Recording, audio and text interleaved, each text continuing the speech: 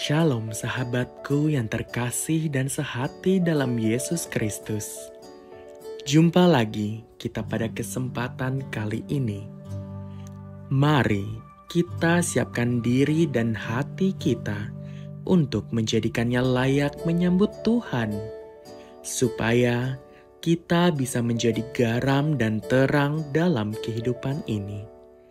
Tentunya dengan bersama kita resapi Renungan Sabda Pendalaman Iman presented by BPK PKK KAJ.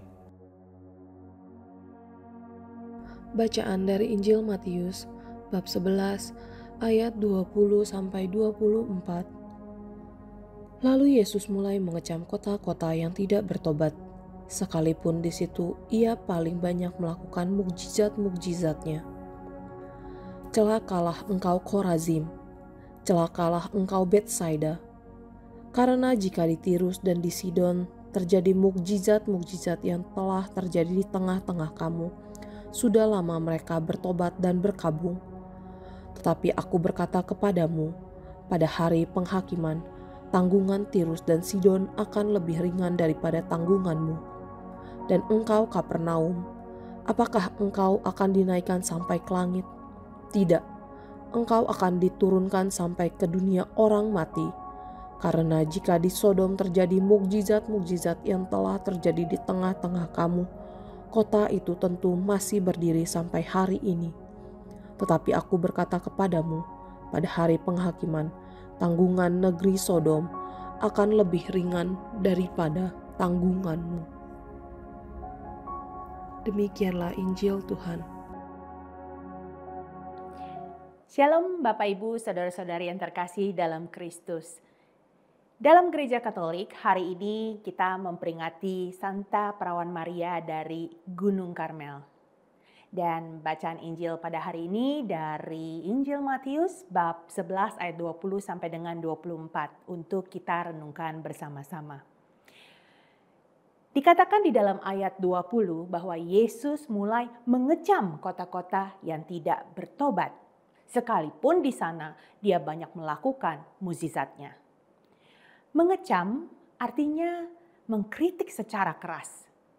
Dan kota-kota itu adalah Korazim, Betsaida, dan di ayat 23 dikatakan Kapernaum. Ketiga kota itu tampaknya cukup mewakili sikap banyak orang yang tidak mau bertobat. Padahal Tuhan Yesus sudah amat baik pada mereka melalui banyaknya mukjizat yang sudah Tuhan lakukan kepada masyarakat di sana.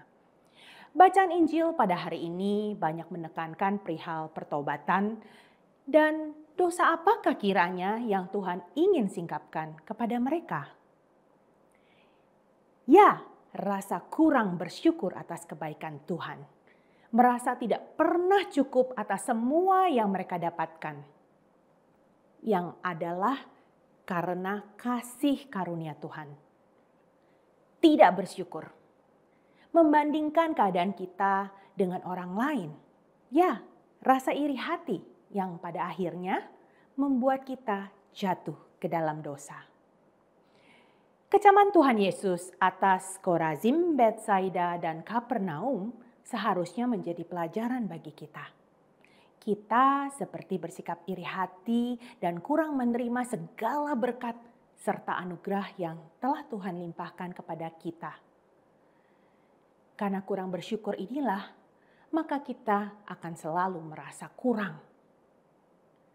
Dan menjadi sulit bagi kita untuk mau berbagi atau peduli kepada orang lain. Bahkan karena rasa kurang itu, yang ada adalah membandingkan terus-menerus apa yang kita peroleh dan apa yang orang lain peroleh. Ini menjadikan kita egois dan mau menang sendiri. Kita nggak peduli lagi kepada orang lain karena mau mendapatkan lebih dari orang lain. Maka baiklah kita mau bertobat dan mengakui kesalahan kita bila mana pada hari ini kita merasakan kurang bersyukur atas apa yang ada pada kita. keluarga, pekerjaan, pertemanan, dan apapun yang dapat kita sebutkan ada pada kita saat ini. Terutama Bapak, Ibu, saudara-saudari yang terkasih, bila kita sudah memperoleh keselamatan, penyembuhan, dan berkat-berkat lainnya dari Tuhan yang berkelimpahan di mata sesama. Untuk itu, marilah kita bertobat atas kelalaian ini. Pertobatan itu mengakui bahwa kita salah dan berjanji untuk menjalani hidup yang baru. Tapi ini tidak mungkin terjadi tanpa adanya kerendahan hati. Jadi dalam renungan Injil pada hari ini, selain kita diajak untuk bertobat, kita juga diminta untuk memiliki kerendahan hati, menyadari kelalaian kita dalam bersyukur atas kebaikan Tuhan. Nah, ini mengingatkan saya juga kepada arah dasar Keuskupan Agung Jakarta di tahun 2024 ini, yaitu solidaritas subsidiaritas, yang merupakan dua prinsip dalam ajaran sosial Gereja Katolik. Solidaritas memiliki prinsip yang mengajarkan kita untuk saling peduli, mendukung, dan bertanggung jawab satu sama lain sebagai anggota masyarakat. Inilah bentuk syukur kepada Tuhan atas semua kebaikannya dengan menjadi saluran berkat bagi sesama kita.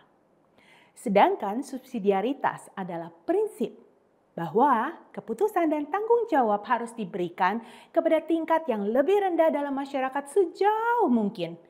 Ini pun merupakan suatu bentuk kerendahan hati Bapak, Ibu, saudara-saudara yang terkasih, karena prinsip subsidiaritas menghormati otonomi dan tanggung jawab individu, keluarga, dan komunitas lokal. Jadi, kesejahteraan bersama di lingkup terkecil di mana kita berada adalah menjadi tanggung jawab bersama dari setiap kelompok yang ada di dalam lingkungan tersebut.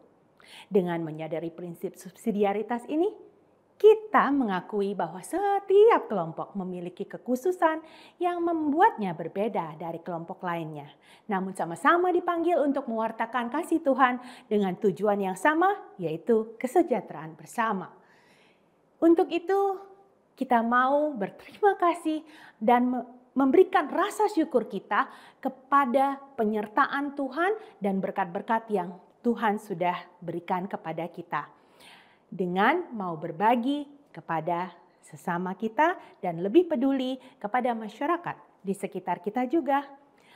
Untuk itu, mari kita berdoa dalam nama Bapa dan Putra dan Roh Kudus. Amin. Tuhan, terima kasih atas penyertaan-Mu dan kasih-Mu kepada kami. Kiranya mampukan kami selalu untuk dapat memiliki kerendahan hati, untuk mengakui kesalahan kami, dan juga mampukan kami untuk menjalankan prinsip solidaritas dan subsidiaritas dimanapun kami berada.